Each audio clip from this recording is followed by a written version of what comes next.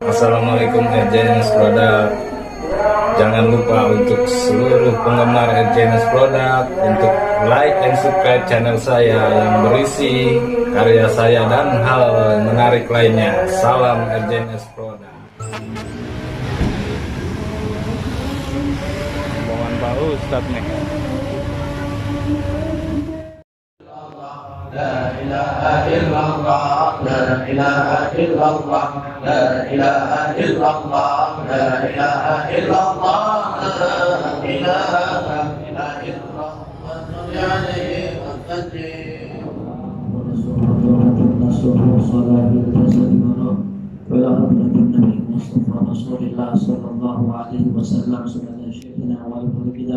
Al-Imam bila semarkabi wa sunnah syekhina kaya Yusuf Muhammad sallallahu alaihi wa sallam wa sallam wa sallam Allah yatabassara bi rahmatihi wa yadhuruna bi syarri man nari ma'ruf wa nafrati bi wa dunya wal akhirah.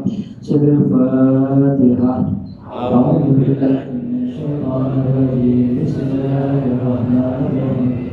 Alhamdulillahi rabbil alamin arrahmanir rahim.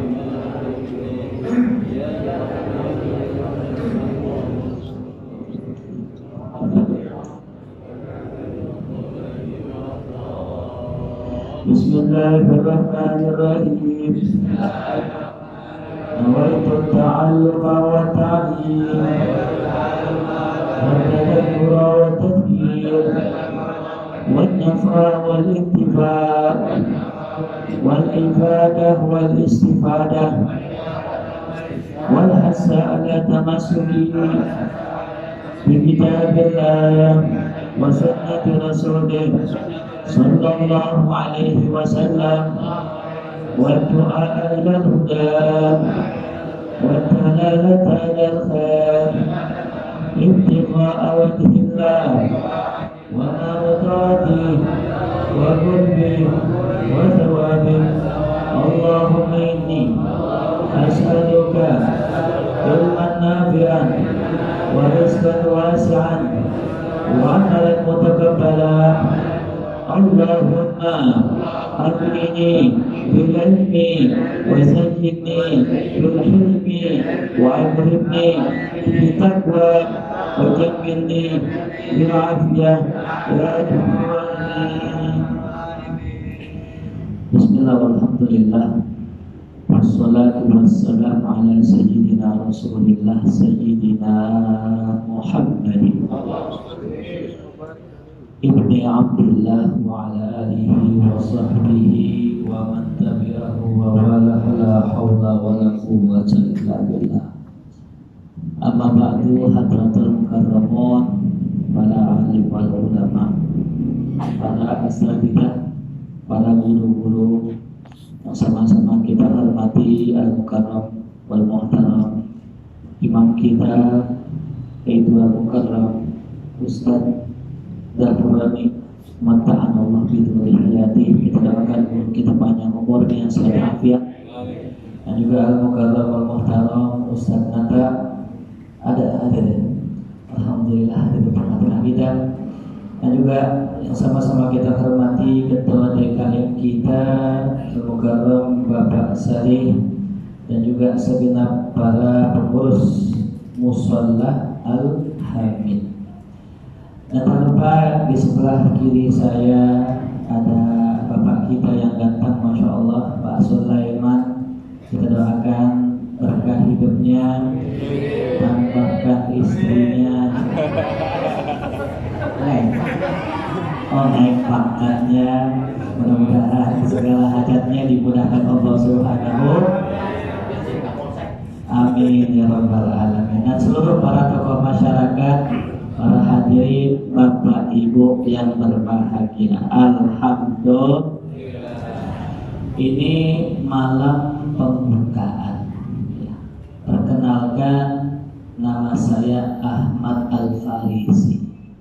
Alhamdulillah, biar mudah begini istrinya 4, anaknya istrinya 4, anaknya istrinya berapa? Anaknya berapa? Doain lagi ngisi lagi yang terima. Mudah-mudahan Allah kasih kelancaran, Allah jadikan anak-anak keturunan si anak yang soleh dan solehah. Amin ya rabbal alamin. Sedikit perkenalan, saya orang Jakarta asli, bapak orang Jakarta asli, ibu Betawi asli, dan alhamdulillah pada saat ini kami sedang membangun satu pondok salafi yang ada di daerah Kalimantan. Dan kegiatan saya hari-harian hanya mengajar saja, kerja enggak, dagang enggak, cuma ngaji. Ya. Alhamdulillah, kalau tadi berbicara masalah kepolisian oleh beliau, saya mengisi kajian rutin di Mabes Polri Kebayoran.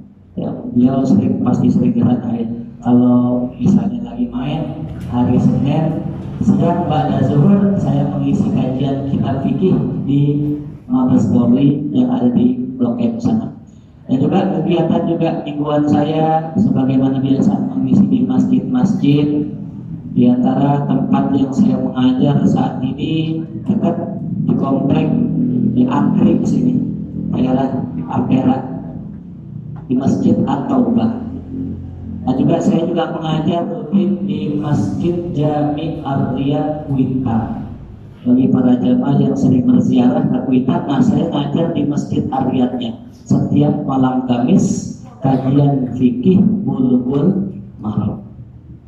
Nah, alhamdulillah qadarullah diajak dan diundang oleh Bapak Salim untuk silaturahim ke Cilacap. Alhamdulillah bisa ketemu Ustaz Dahroni, bisa ketemu Pak Sulaiman dan seluruh para jamaah. Hati saya gembira. Mudah-mudahan insya Allah kita semua dikasih istiqomah. Jamaahnya mudah-mudahan semakin ramai. Amin ya rabbal alamin. Ini terpandangnya jamaahnya cukup banyak. Ya. Mudah-mudahan semakin banyak jamaah semakin berkah di musola. Ya, AC-nya nambah nih, AC-nya besok nih. Jamaah makin ramai, makin penuh, ya, makin dingin kalau bisa. Ya, mudah-mudahan pengajian ini Allah ridhoi, Allah beri keberkahan, Allah beri kemudahan, keistiqomahan dan ilmu yang manfaat buat kita, sehingga ilmu tersebut mudah untuk kita amalkan. Ini kita akan membaca salah satu kitab, yang mana kitab ini dikarang oleh Al-Imam Abu Lais As-Samarqandi.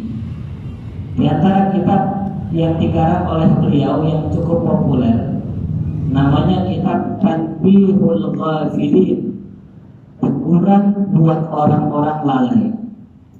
Ada lagi kitab yang lain yang kita akan baca insyaallah, namanya Bustanul Arifin, yaitu tentang ya masalah fikih tapi ada hubungannya dengan tasawuf.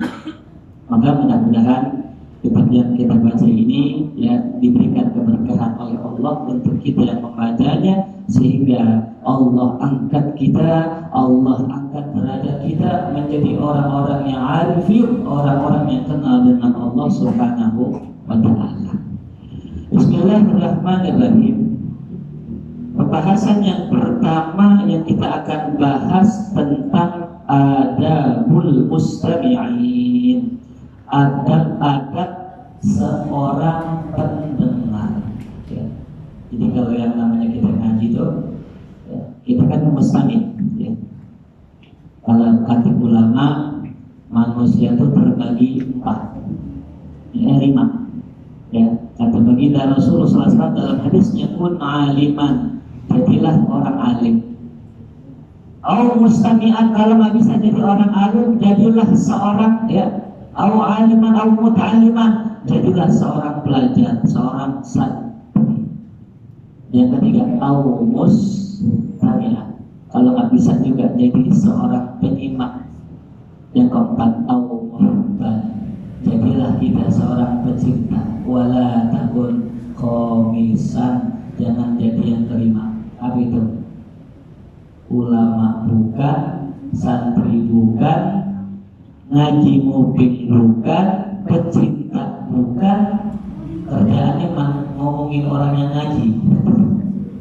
Fatahlik, Cerah nggak kita? Tuh ya. Alhamdulillah. Makanya nih kalau dari segi pengajian ini yang duduk di depan, insya Allah guru-guru, orang-orang yang ngerti ilmu. Di depan kita ada santri megang buku kirinya. Di samping ada mustami, namanya jiping. Apa jiping? Ngaji kuping. Ya, kalau buku. Nah ini juga ngaji jenter. Ada lagi yang keempat, muhibban. Dia cuma demen aja. Di mana duduknya? Di luar musola. Ini kedengeran nggak? Sampai luar-luar. Kedengeran? Nah ini lagi nyimak nih dia. Ini orang yang keempat nih. Kerjanya ngapain? Jagain motor jamaah. Jagain motor. Emang dia kalau ngaji kurang doyan, ke masjid kurang temen, tapi sabar ada taklim, ada pengajian, dia yang jagain motor di depannya. Itu masih kategori muhibban. Ya, ngaji kagak, belajar kagak, tapi setahun sekali lebaran ke rumah kiai, walaupun cuma setahun Kali. masih kategorinya muhibban. Jangan jadi yang kelima. Ya, ustaz bukan, santri bukan, ngaji ngopi kagak, demen pengajian kagak, kerjaannya komentar. Dan begini nih ya, binasa. Alhamdulillah. Saya yakin kok nih kalau seandainya ya semua masyarakat sekitar sini hadir nih musola nggak muat, betul. Saya yakin nih di rumah ada emak-emak nyanya duduk sambil ngopi, sambil ngeteh, sambil gadoin kue lebaran tuh, saya yakin didengerin tuh dari rumah. Apaan tuh pengajian di masjid, di musola tuh masih selamat ya, daripada yang nggak dengerin sama sekali, komentar mulu. Jamaahnya sepi tuh, taklim diomongin, pengajian sepi banget tuh. Jamaahnya rame diomongin. Tuh gimana bisa rame tuh pengajian? Ada aja. Namanya orang hidup ya, benar salah, apalagi salah. Makanya jangan dengar kata orang, udah kita ngaji aja. Terserah orang mau bilang apa, mau dibilang sok alim kan, ya daripada sok kafir kan begitu. Dengan sok jelas hadirin ya. Nah, jadi yang pertama yang kita pelajari adalah tentang bagaimana adab orang yang ngaji. Bismillahirrahmanirrahim. Qala al-faqih rahimahullah ta'ala, yanbaghi ay yaqbala al-mustami'u ila wajhil mutakkir. Sepatutnya, sepantasnya seorang pendengar, orang yang ngaji, kalau lagi ngaji menghadapkan dirinya ke arah orang yang ngajar. Jadi kalau kita ada pengajian, kalau bisa kita menghadapkan diri kita sama yang ngajar. Ya, tanda satu yang pertama, insya Allah ilmunya masuk. Yang kedua, bagaimana biar ilmu biar masuk? Anggukin kepala kita. Kita kalau ngaji, kepala kita ngangguk begini, itu tandanya ilmunya masuk. Lain ambil orang kalau ngaji diem begini, orang ketawa dia diem, orang nyengir dia diem, ustadznya ngelucu dia diem. Gangguan jiwa, bawa ke rumah sakit, sakit aja. Jangan diem aja, ya jangan diem aja. Ayam tetangga saya, ayamnya diem mati. Oh, kayak ayam tetangga saya. Nah, makanya ngaji itu ngantuk, nyengir, senyum, kan enak tuh ya. Kalau jamaah itu masya Allah, apalagi ibu-ibu juga kan masya Allah tuh. Dikit-dikit senyum, dikit-dikit nyengir. Cuman jangan keterusan, pulang masih nyengir-nyengir. Artinya katakan keterusan, ya. Hadapkan diri kita tuh. Lihat bagaimana Sayyidina Jibril ketika datang kepada baginda Rasul Sallallahu Alaihi Wasallam, beliau masuk ke Masjid Nabawi, duduk di hadapan Nabi, faasnada rukbatayhi ila rukbatayhi. dihadapkan dengkulnya dengan dengkulnya, hadap-hadapan. Menunjukkan apa? Kalau kita pengen ngaji, kalau bisa fokus ngadep guru dan gitu. Makanya yang kedua, yang dihadapin bukan cuma badan. Kan nggak semua di sini ngadep saya kan, berarti ngadep Muhammad. Tapi hati yang kita hadapkan juga. Ya, mungkin Pak RT duduknya ngadep sono, tapi hatinya ngadep sini, kupingnya yang dengar ke sini. Begitu hadirin. Karena berapa banyak orang yang duduk bareng-bareng tapi hatinya beda. Maka kita satuin dulu hati kita nih. Kita satuin hati kita, kita hadapkan hati kita kepada guru kita. Jangan sampai hati kita berpaling. Kayak orang berumah tangga, Bu. Kira-kira bapak, saya mau tanya nih, Pak RT punya istri, masih ada istri? Alhamdulillah. Duduk bareng berdua, hadap-hadapan, tapi hati istri kita kemana-mana kira-kira senang apa kagak? Pengennya kita bukan cuma badan yang menghadap, hati juga kalau bisa menghadap. Ya. Makanya kalau kita lagi ngaji, ya habis maghrib ya begini nih, ya, badan ada guru, pikiran jangan mikirin rumah, mikirin nasi uduk, mikirin cucian belum diangkat, karena dulu. Makanya kalau belum kelar kerjaan, kelarin dulu, ntar baru berangkat ngaji. Jangan sampai kerjaan belum kelar, berangkat ngaji, pikirannya kemana? Fokus, hadapkan hati kita dan badan kita itu. Wa yastami' minhu bisahihil qalbi, dan simak penjelasan guru dengan hati yang bersih. Ya. Maaf nih hadirin, kalau bicara ilmu luas sekali. Saya yakin setiap ulama masing-masing ilmunya beda. Ini kalau kita takbir, ada yang takbirnya begini. Kata guru yang ono enggak begitu, begini takbirnya. Kata yang ono begini. Macam-macam ulama. Dan kita pasti masing-masing punya ilmu sebelum kita ngaji di sini. Ya. Saya yakin ketua mushola punya ilmu, para jamaah pernah punya ilmu. Kalau saran saya, ilmu yang kita punya taruh di rumah. Kita kosongin dulu nih otak kita nih. Biar apa? Biar yang disampaikan dalam kitab ini masuk. Jangan sampai nauzubillah kayak ada jamaah saya, orangnya pintar Pak, orangnya pintar.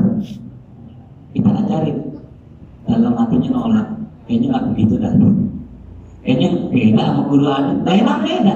Yang namanya ilmu nggak semuanya sama. Dari sholat tuh ada yang begini, ada yang miring, ada yang agak bawah, ada yang lapar, ada yang agak atas. Masing-masing beda-beda. Tapi tujuannya sama. Inna sholati wa nusuki wa mahirumati lillahi rabbil alamin.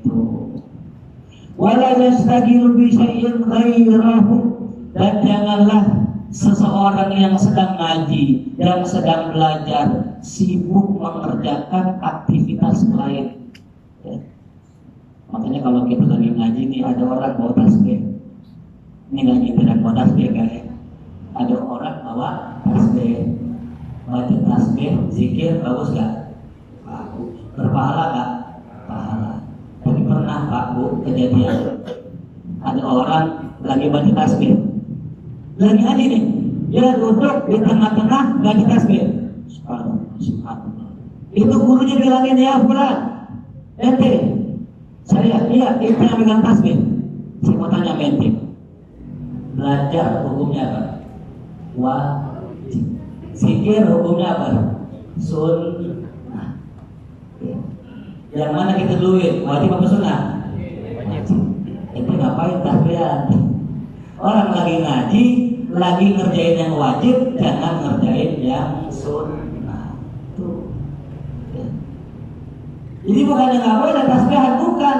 Tasbihan bagus, cuma ada tempatnya. Kayak contoh habis sholat zikiran, ya habis sholat Mbak Tia zikiran, di rumah lagi sepi kosong zikiran. Bapak saya mau tanya, punya istri di rumah? Bapak punya istri, pulang kerja, pulang dari kantor, jam 12 pengen makan di rumah. Pas buka tutup saji, kagak ada makanan. Duit udah dikasih, duit belanja udah dikasih. Pas dibuka tempat makanan, kagak masak. Bininya lagi zikiran gitu. Subhanallah, subhanallah, subhanallah, subhanallah. Kira-kira kesal kan? Kesal kan? Iya. Pak RT, coba jangan RT pun terkenal tadi. Kata Allah ini RT siapa nih? Sebut-sebut dulu namanya. Pak Saleh misalnya, Pak Saleh pagi-pagi jam 8 pagi nyariin bininya. Palanya puyeng, palanya puyeng, belum ngecas, baterainya lowbat gitu. Ini yang kecil-kecil nggak paham lah ya, gede-gede ini. Dicariin, mana bini gue nih? Lagi di masjid itikaf. Lagi di masjid itikaf. Beneran ke sana? Ada bini kita lagi puasa sunnah, lagi puasa sunnah, laki dimanggil, neng, gak dia, neng, gak dia. Laki orang Jawa, orang Sunda, lakinya gak dia lah. Gitu. Kata bininya, maaf ya bang. Ya, alhamdulillah, datang juga. Kata bininya, maaf ya bang, sini neng. Ya, abang pengen ngaji deh, pengen ngaji. Ini istilah aja ya, biar anak kecil gak paham. Kata istrinya, ya aku lagi puasa ya. Kesel gak? Mainin suami hukumnya apa? Puasa sunnah hukumnya apa? Ini. Makanya kembali lagi ngaji, lagi ibadah seperti ini, jangan fokus dengan yang lain. Meskipun ibadah, karena ibadah ada tingkatan. Dimanui ani Nabi Sallallahu Alaihi Wasallam. Kenapa demikian? Karena ada hadis dari Nabi Muhammad Sallallahu Alaihi Wasallam. Man sami'a mas'alatan wa hadithan fa amila bidzalika fa innahu hayyun wa manjiyun. Dalam hadis Rasul bersabda, siapa yang dengar satu masalah dan dengar satu hadis, kemudian dia amalin, dia pakai, maka orang tersebut orang yang hidup hatinya dan orang yang selamat. Makanya Bu, Pak, ini kita kalau ngaji jangan sampai ketiduran. Kenapa? Dengarnya salah, betul ya? Kan ada itu orang ngaji ngantuk, dengarnya samar. Pak, Bu, dengerin babi halal, anjing halal. Habis itu orang itu tidur. Tidur. Dia nggak dengar lanjutannya. Pak, babi halal, anjing halal. Kata orang Nasrani, kata orang Nasrani, kata orang Yahudi. Udah tidur. Bangun dia udah selesai lagi makan nasi uduk. Ditanya bininya, Pak, tadi ngaji apa? Kata Ustaz, babi halal, anjing halal. Tuh gara-gara ngajinya makanya panitia nyediain air putih. Tuh, Ustaz, saya kalau air putih masih ngantuk. Nah, besok sediain kopi. Kami rokok sarang sebungkus. Jamaah begini, jamaah. Ambil luar tuh ngantri. Kalau tiap orang dapat kopi, ambil rokok sebungkus. Besok panitia gulung tikar. Kas nol, udah habis. Ya, ada masjid di Jakarta Pusat, Pak, namanya Masjid Sunda Kelapa. Saya pernah ngajar di sana. Itu pernah satu kali pengurus menyediakan satu orang jamaah sholat subuh di hari Jumat dapat 50.000 buat meningkatkan jumlah jamaah. Satu orang dikasih berapa? 50.000. Benar namanya orang Indonesia ya. Nggak boleh dikejar duit. Penuh. Masjid yang tadinya agak kosong setengah sak penuh sampai masjid satu pun. Minggu depan viral. di Sunda Kelapa sholat subuh dibagi duit, nambah sampai luar masjid. Minggu depannya nambah sampai tangga, sampai halaman. Udah kayak sholat Jumat. Mau coba boleh di sini silakan ya. Tapi besok panitia bangkrut. Bukan habis. Allah. Artinya apa? Inilah kita melayani jamaah. Ini antum jangan salah pengurus. Ini yang datang. Ini tamunya Rasulullah. Maka kita kalau misalnya tamu ini kita kasih pelayanan, yang haus kita kasih air, yang ngantuk kita kasih kopi, itu kita lagi ngejamu tamunya Rasulullah. Ya, makanya kalau ada besok kopi gantung gitu, 3 receh, tulisin buat musafir, buat yang ngantuk silakan minum. Banyak sekarang masjid besar begitu. Karena memang begini ngaji ibadah yang banyak setannya. Apalagi yang nyender nih. Ya, apalagi nyendernya di bawah angin kan ya Allah, nikmat ada tuh. Ya. Jelas. Makanya ada ulama ya, ngerjain setan. Ini kata salah seorang ulama, namanya Kiai Haji Bisri Mustafa. Mungkin kalau kita kenal, itu Kiai Bisri Mustafa itu salah satu pengarang tafsir berbahasa Jawa. Sekarang namanya anaknya Kiai Mustafa Bisri. Itu Masya Allah, luar biasa. Ini gurunya, saya punya guru Kiai Abdul Hamid. Saya berguru dengan Kiai Bisri Mustafa. Kiai Bisri Mustafa itu kalau ngarang buku, kata beliau nih, saya kalau ngarang buku, saya nggak niat karena Allah. Saya niatnya karena dunia. Aneh ya, orang ngerjain sesuatu kan biasanya niatnya karena apa? Karena Allah. Saya enggak, saya ngarang kitab, saya niatin biar dipuji orang, biar disanjung orang, biar diangkat-angkat semua orang. Kenapa? Karena kalau saya niatnya lillahi ta'ala karena Allah, itu setan udah nongkrong di depanin saya. Kenapa? Setan paling gak demen sama orang yang ibadahnya lillahi ta'ala. Paling gak demen. Makanya orang ngaji banyak gangguannya kan. Pengen berangkat, aduh sakit perut, pengen buang air nih, masuk ke kamar mandi, udah keluar mules lagi, udah setengah pengajian udah telat kayaknya udah telat tuh, padahal masih lama. Akhirnya Kiai Bisri Mustafa berhasil menulis kitab tafsir. Setelah itu bilang saya di awal bila saya nulis kitab, saya nggak niat karena Allah. Kenapa? Karena kalau saya niat karena Allah, setan mulai saya bunuh.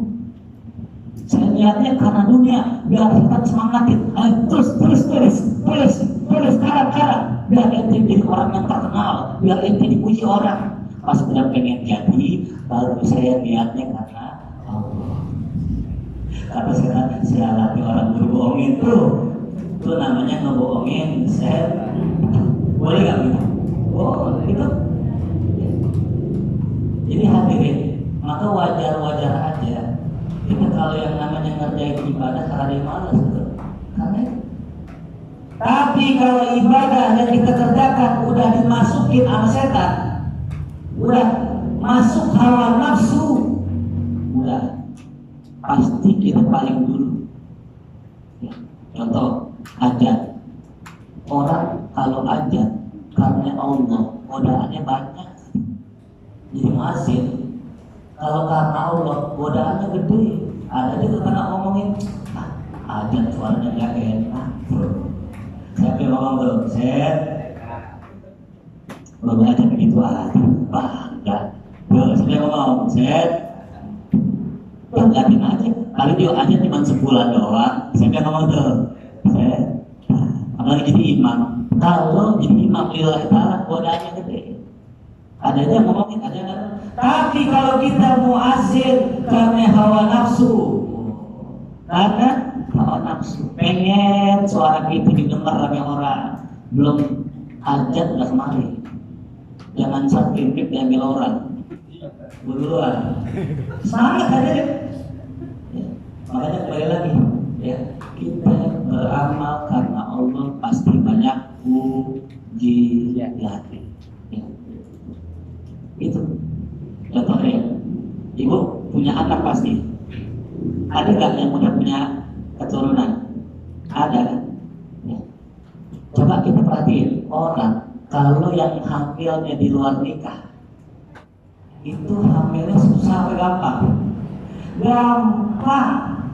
Orang hamil di luar nikah gampang. Maaf ya, saya pernah lihat orang lagi hamil narik kopaja jadi kenek. Coba bayangin. Jadi kenek kopaja, malah kan naik turun tuh. Turun nggak tuh kandungan? Turun. Aman nggak? Aman. Aneh kan? Tapi kalau orang nikahnya normal, nikahnya sah, udah setahun, 2 tahun, kadang nggak punya. Udah gitu ngidamnya berat banget. Ya, ngidamnya berat. Ada yang unik, ngidamnya itu bini kagak mau nyium lakinya. Pokoknya sampai ngeliat lakinya muai-muai gitu. Ya, tapi kalau yang kecelakaan nggak pakai ngidam. Bahkan saking gampangnya orang yang hamil di luar nikah itu kadang-kadang kagak dibidang. Dia lagi naik motor, lagi di kamar mandi, tahu lahiran aja, kagak gitu. Tapi yang lahirnya beneran, hamilnya beneran, susah di luar biasa. Pembukaan 1 lama pembukaannya, pembukaan 2 lama, sampai pembukaan 10 sampai 2 hari belum keluar, kadang sampai seminggu, betul? Kenapa hadirin? Kok orang yang benar-benar susah banget lahirannya? Kok orang yang kagak benar gampang banget? Ternyata titiknya orang yang hamilnya benar-benar itu tiap detiknya diampuni dosanya sama Allah. Dia enak, dia mual, nahannya muntah, itu gak enak rasanya. Setiap detiknya diampuni Allah. Pas lahiran dia ngeden sakit, kadang disobek, dia ampunin semua, gugur dosanya, habis semua dosanya. Tapi orang yang tidak demikian, dengan cara yang tidak halal, kenapa nggak sakit, nggak diampuni dosanya. Lahiran gampang, nggak diampuni dosanya. Beda apa yang benar. Makanya kembali lagi tadi, kalau kita berjuang buat masjid ke, buat taklim ke, buat musola ke, terus kita mengalami ada gangguan, ada kesulitan, ada kesusahan, yakinilah kita di jalan yang benar. Karena orang yang benar itu pasti jalannya sama kayak Nabi Muhammad. Nabi Muhammad jalannya susah apa gampang? Berat apa mudah? Makanya kita kalau ngurus masjid, ada yang ngomongin alhamdulillah. Ngurusin keluarga RT ada yang jelekin, alhamdulillah. Jadi kiai ustadz ada yang gedekin, alhamdulillah. Jadi bukan cuma RT doang yang iri, jadi ustadz juga ada yang iri juga. Gak sedikit mengurus musola, mengurus masjid, ditutup nilai duit kas, betul. Pak Nana, Pak Sari ganti motor. Jangan-jangan duit kas musola, alhamdulillah. Kalau kita dituduh begitu, alhamdulillah, berarti kita di jalan Allah. Jelas hadirin. Jadi yang bikin kita berat itu sebenarnya karena Allah sayang sama kita. Makanya ada orang rezeki digampangin sama Allah. Belum tentu karena Allah sayang. Nah, wa yustahabu lil muslimin mustami'in inda fasli kulli hadis ayaqulu sadaqta. Dianjurkan bagi orang yang ngaji setiap kali ngedengar pembicaraan, perkataan ayaqulu sadaqta, berkata sadaqta atau ahsanta. Ya, ini saya ingat nih, saya kalau khutbah depan guru-guru saya, setiap turun khutbah, guru saya pasti bilang ahsantum, sadaqtum, artinya itu benar, itu bagus. Kenapa kok dibilang begitu? Dikatakan di sini hatta yakuna al-mudzakkir ragiban fil hadis, sampai yang ngomong itu semangat. Semangat. Kalau di Mesir orang kalau ngajar, susah ngajar, jamaah bilang Allah, Allah, Allah, Allah. Kenapa bilang Allah? Agar yang menyampaikan ini semangat. Allah Rasulullah SAW kaza, jamaah Allah, Allah. Jadi yang menyampaikan itu apa tuh? Semangat. Ya, kita kadang undang orang, undang penceramah, tapi yang kita yang di sini tidur semua gitu. Kira-kira ceramah semangat apa lemas? Lemas. Saya pernah bilang hadirin, saya diundang ceramah di Bangka Belitung. Tahu Bangka Belitung? Dan Bangkaraya sih bukan, kita Bangkaraya mendekat. Bangka Belitung. Hari pertama saya diundang ceramah depannya bocah-bocah. Itu bocah ngambil pisang, ngambil rambutan, lari sana lari sini. Saya gak konsen ke ceramah. Saya gak konsen, jamaah gak konsen. Akhirnya udah sama saya mengawur, ceramahnya kemana-mana, jamaahnya kemana-mana. Saya bilang besok ceramah hari kedua, tolong anak kecil paling belakang. Kenapa? Anak kecil gak pernah fokus kalau dengerin. Anak kecil taruh belakang, jamaah taruh depan.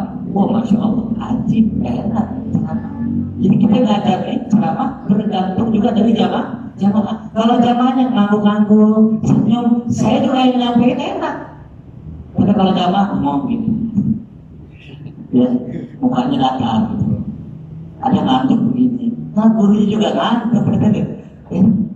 Tapi makanya tuh, ya kita kalau ketemu ustaz jangan dulu berarti. Ikhlasnya luar biasa. Ada saya punya guru, orang Cina ya.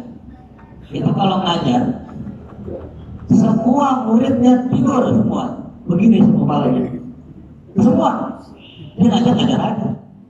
Pas wallahu a'lam bishawab, bangun semua. Kalau saya belum nyampe.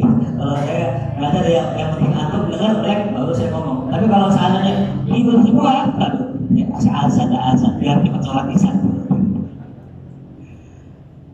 Wa yusalli inda kulli sama yusni Muhammad, dan dianjurkan kalau disebut Nabi Muhammad bersolawat.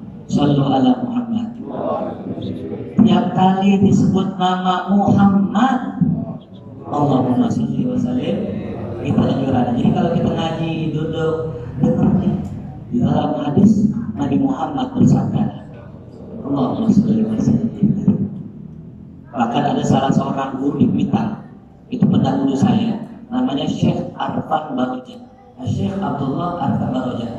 Itu kalau ngaji Pak, nggak boleh nyebut Nabi Muhammad, sholawatan. Ya Rasulullah, salamun alaik, ya Rafi'a syani wa daraji. Ya Rasulullah, salamun alaik, ya Rafi'a. Jadi ngomong dikit Nabi, sholawat. Ngomong dikit Nabi, sholawat itu begitu. Sampai kata orang, ini ngaji mas sholawatnya banyakkan sholawat. Tapi itulah keunikan ulama-ulama zaman dulu ya. Artinya mereka memuliakan Nabi. Wa an yanzi'a waswasa syaitan. Nah, hendaknya pendengar menghilangkan di hatinya waswas dari syaitan. Wala yanam fi halil majlis, jangan tidur di waktu ngaji. Ada punya trik hadirin biar kagak tidur waktu ngaji. Kita nih ngantuk. Satu biasanya nih faktor kita nggak paham, atau kita paham cuma maaf speakernya kurang kedengeran. Ada yang masjid speakernya bagus cuma di luar, di dalamnya ngau-ngau pecah. Akhirnya jamaah keluar, dalamnya betul. Ya. Makanya speaker nomor 1. Ya, saya kalau ngaji speaker nomor 1. Semakin bagus speaker, semakin betah jamaah. Besok kalau jamaah begini-gini, nah itu tuh. Ya kita patungan aja, kita patungan. Kenapa? Dan ilmunya enak. Masa dangdut speakernya 30 juta? Buat nyampein agama speakernya murah kan? nanti. Biar nggak tidur, biar jemaah nggak tidur. Jadi ada gitu masjid, gimana di dalam agak enak, enakan pakai toa luar, di luar ngajinya, lah kosong musolanya. Kenapa dalam sebuah hadis terakhir, dalam hadis Nabi kita Muhammad SAW, man nama indal majlis, siapa yang tidur lagi ngaji, faqad khoba min rahmatillah, maka sungguh ia telah rugi, gak mendapatkan rahmat Allah. Wa kana habiba syayatin, dan orang yang tidur lagi ngaji itu kekasihnya setan. Makanya gampang kata guru saya gini, kita mau ngecek badan kita ada jinnya apa enggak. Satu, lagi tahlil, lihatin, lagi baca yasin. Kalau lagi baca yasin kita ngantuk ini, pas beli nasi uduk seger, ini dikasih kan? Kan? Ya, badan kalau dibawa zikir, kalau orang soleh semangat. Ibarat orang ngantuk, ya, penggemar dangdut, dengar lagu Bang Haji Roma, baru melodinya depannya intro, langsung seger. Ya benar gak? Berarti pecinta Bung Haji Roma. Begitu pun pecinta zikir, baru diajak zikir, la ilaha illallah. Itu namanya pecinta zikir. Tapi kalau kekasihnya setan, ketika zikir dia ketika selesai dia bang, gitu. Waspadalah. Sama buat para istri-istri atau di rumahnya, kalau kita punya istri tiap hari ngomel mulu, kesangkan pohon waru, maka di ruqyah bini ngomel tiap hari, nyap tiap hari, ruqyah. Ustaz, bini saya ruqyah udah, bacain Quran udah, ya udah. Step yang kedua, di rupiah. Insya Allah kalau bini di rupiah dan tadinya galak, jadi dipasin duit 3 juta gitu. Insya Allah. Jangan juga jadi sami'ah wa ata'ah. Mudah-mudahan apa yang kita bahas bermanfaat buat kita semua. Amin amin ya rabbal alamin. Kita baca surat Al-Fatihah, kita doakan buat seluruh para jamaah yang hadir, mudah-mudahan diberkati oleh Allah Subhanahu wa taala. Seluruh jamaah yang sedang sakit dan kurang sehat, berikan kesehatan oleh Allah Subhanahu wa taala, dengan kesehatan yang afiat yang selama di dunia wal akhirah. Kita doakan juga semua yang punya hajat, baik di dunia maupun di akhirat, mudah-mudahan diampuni, dikabul segala hajatnya oleh Allah Subhanahu wa taala. Buat orang-orang tua kita, muassis dari musholah kita, waqifin masih di musholah kita, mudah-mudahan Allah ampuni dosanya, maafkan kesalahannya, dijadikan kuburnya raudhah min riyadhil. Kita doakan juga buat seluruh para jamaah, para hadirin yang memiliki anak keturunan, semoga jadikan anaknya anak-anak yang saleh dan salihah. Hadirin ya. Al-Fatihah. Bismillahirrahmanirrahim. Alhamdulillahirabbil alamin. Arrahmanirrahim. Maliki yaumiddin. Iyyaka na'budu wa iyyaka nasta'in.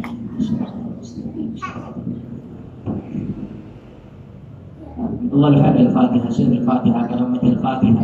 افتح لنا أبواب الخير واختمنا بالخير واجعلنا والحاضرين من أهل الخير. ربنا آتنا في الدنيا حسنة وفي الآخرة حسنة وقنا عذاب النار وادخلنا الجنة مع الأبرار يا عزيز يا غفار يا ستار يا رب العالمين. صلى الله على سيدنا محمد وآله وصحبه وسلم والحمد لله رب العالمين. يا رسول الله السلام عليك يا ربي عاشق نواتي يا رسول الله سلام عليك يا ربي عاشق نواتي يا رسول الله سلام عليك يا ربي عاشق نواتي اللهم صل وسلم وبارك عليه. Terima kasih. Assalamualaikum warahmatullahi wabarakatuh. Kawan, di subscribe dong video RJMS produknya. Thank you.